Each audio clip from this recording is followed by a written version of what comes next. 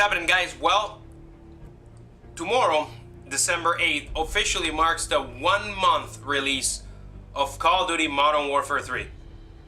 So we have got enough time to play this game, try it out, and see what we think of it, right? Okay. I hope you guys enjoyed my midnight launch video. That was such a great night. It was so fun and worth everything.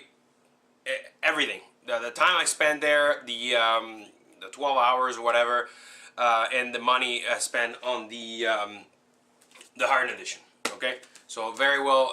You know what? It was such a great time. This is how midnight launches should go.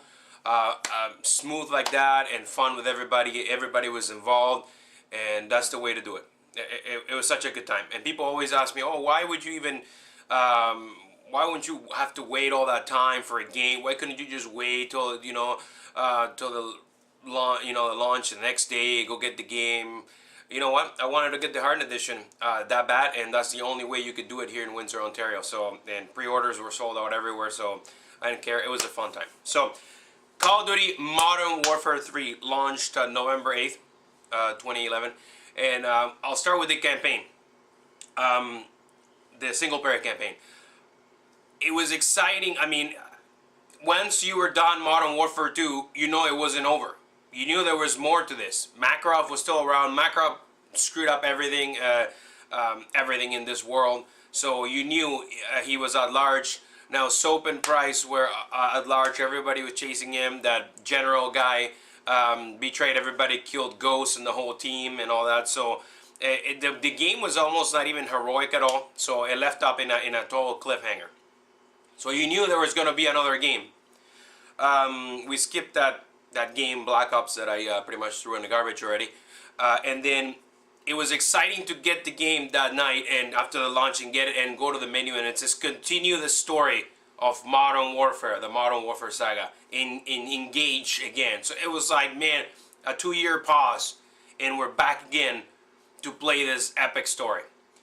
The single player, as always, it is that incredible action theme-packed, music-driven Call of Duty, that the Modern Warfare series brought. Modern Warfare put Call of Duty in the world, right up to the world. Here you go. Here's the Call of Duty, and everybody started learning about this game and getting interested. It was because of the Modern Warfare series.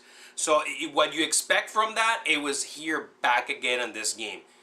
As soon as you get to the beginning of that game, man, like you were in this war, you were in New York City, I think it was at Stock Exchange and all that, and man, it was just so action-packed already. What you expect from the Call of Duty, man, you hiding, shooting, there's just stuff going. If you look around everywhere, the set pieces, everything is so incredibly blown out of proportion. It was fantastic. Of course, a lot of spoilers here. I'm pretty sure you guys all played the campaign already, so it doesn't matter anymore. Yes, and it picks up perfect with Soap being all hurt from that. Remember, from the pulling the knife out and throwing that knife in that general's head, and Price fights him off, and you defeat them together. And then it continues right there with Soap being really hurt and critically wounded. So you have to save him and all that, and Soap gets back on his feet, and you're back with Soap again. Soap McTavish is we've been with him since the beginning, and he's been a great hero for this team. And of course, Price as well. Price is, man, he's the fucking man. That's all I had to tell you. So the story continues, and people were like, "Oh man, it's the same thing again." The same engine. Yes, guys, they did use the same engine as Modern Warfare 2, a little bit more redefined. You know what? Sometimes when you try to change something to like something that worked out well, like Modern Warfare 2, you end up ruining it. So what Infinity Ward and Sledgehammer games is like, you know what? Let's just give it a little bit of more polish. Of course, always striving for the best, and let's give them the continuation to finish this saga, to finish the finish this series. And it was great. I picked it up right away, and it was, I mean, it looked fantastic. So I don't know what people are complaining. I mean, the single player was epic beyond proportions. I could not stop once I grabbed that controller. I could not stop playing that single player till the end.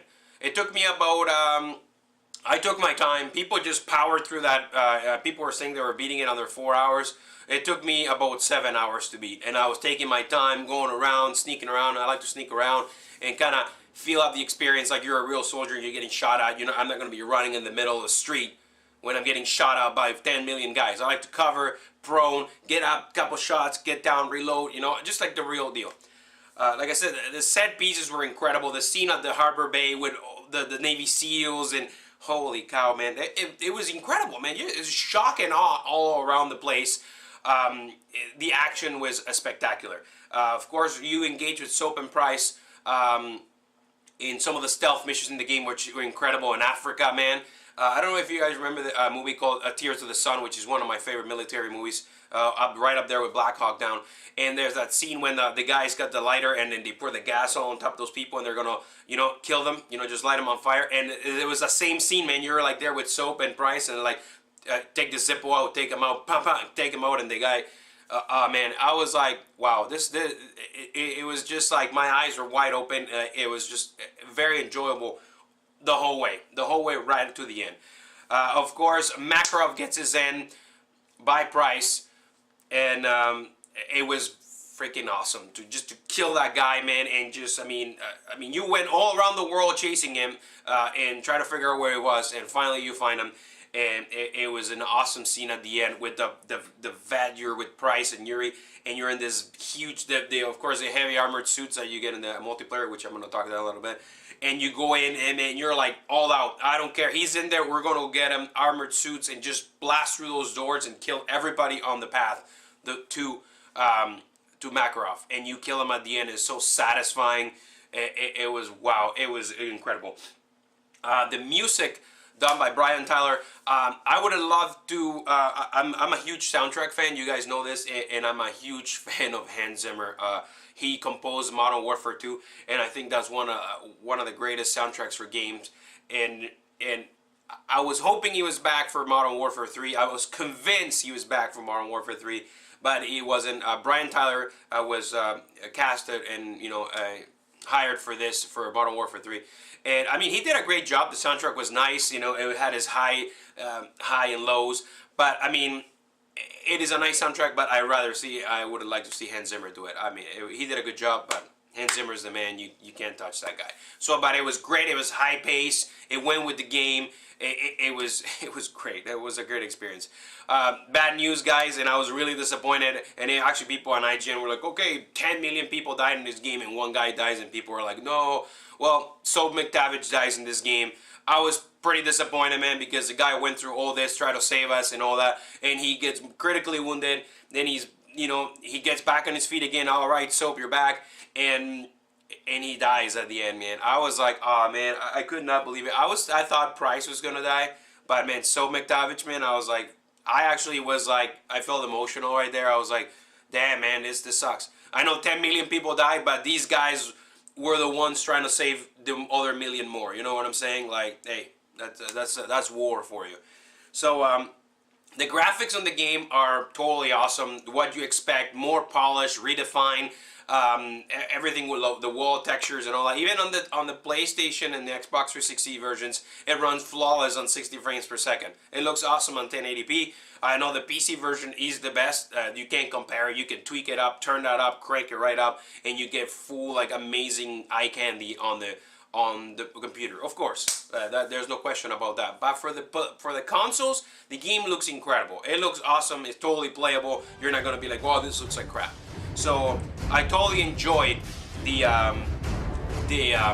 single player, and I give it a 10 out of 10. The single player campaign on Modern Warfare 3 is epic.